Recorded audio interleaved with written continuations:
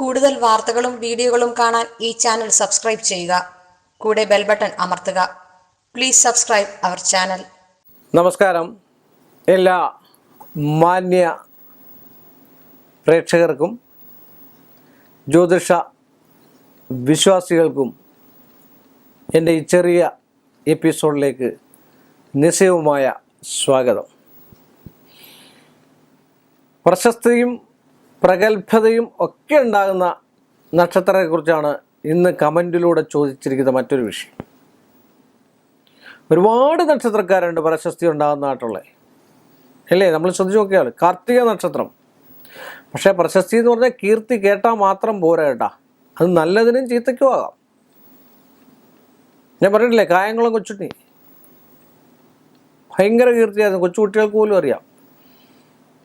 പക്ഷെ മോഷണമായിരുന്നു തൊഴിൽ. അങ്ങനെയുള്ള ഇന്നും കേരളത്തിൽ പല തൊഴിലുകളും ചെയ്ത് കീർത്തി കേട്ടിട്ടുള്ള സ്ത്രീകൾ കൊണ്ട് പുരുഷന്മാരുണ്ടല്ലേ, അവരൊക്കെ കീർത്തി കേൾക്കുകയാണ്, പ്രശസ്തി കേൾക്കുക എന്ന് പറയാം. രോഹിണി നക്ഷത്രം അങ്ങനെ പ്രശസ്തി കേൾക്കാൻ സാധ്യതയുള്ളൊരു നക്ഷത്രമാണ്. പുണർന്ന നക്ഷത്രം കീർത്തി കേൾക്കാൻ സാധ്യതയുള്ള നക്ഷത്രമാണ്. അശ്വ നക്ഷത്രം കീർത്തി കേൾക്കാൻ സാധ്യതയുള്ള നക്ഷത്രമാണ്. പല മേഖലയിലും, വിദ്യാസമ്പാദനത്തിൽ, പോലീസ് ജോലിയിൽ, കർമ്മരംഗത്ത്, തൊഴിൽ രംഗത്ത്, രാഷ്ട്രീയ രംഗത്ത്, സിനിമാ രംഗത്ത്, സീരിയൽ, നാടകം, എഴുത്ത്, കവിത, ഇതൊക്കെ എഴുതുന്നവർക്ക് കീർത്തി കേൾക്കാവുന്ന ഏറ്റവും നല്ല നക്ഷത്രമാണ് പൂരൂരുട്ടാതി നക്ഷത്രം.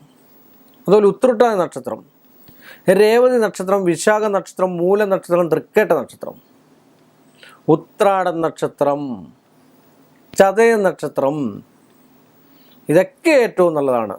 ഏറ്റവും നല്ലതായിട്ട് ഉന്നത പദവിയിലെത്താൻ ഏത് സാഹചര്യത്തിലാണെങ്കിലും, നല്ല സാഹചര്യമാണെങ്കിലും മോശ സാഹചര്യത്തിൽ വളർന്നവരാണെങ്കിലും, ദുഃഖങ്ങളിൽ ജനിച്ച് ദുഃഖങ്ങളിൽ ജീവിച്ച് ദുഃഖങ്ങളിൽ മുന്നോട്ട് പോകുന്ന ആൾക്കാരാണെങ്കിലും, പ്രശസ്തിയും പ്രഗത്ഭതയും ഒക്കെ ഉണ്ടാക്കുന്നതായിട്ട് ആൾക്കാർ ഒരുപാട് ഗ്രഹനിലക്കാരുണ്ട്.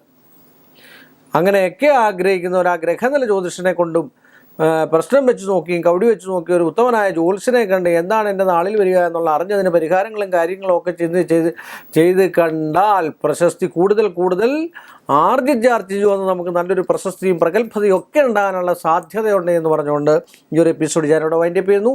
വീണ്ടും നമ്മൾ തമ്മിൽ കാണുന്നത് വരെ എൻ്റെ വിനീതമായ നമസ്കാരം. കൂടുതൽ വാർത്തകളും വീഡിയോകളും കാണാൻ ഈ ചാനൽ സബ്സ്ക്രൈബ് ചെയ്യുക. കൂടെ ബെൽ ബട്ടൺ അമർത്തുക. Please subscribe our channel.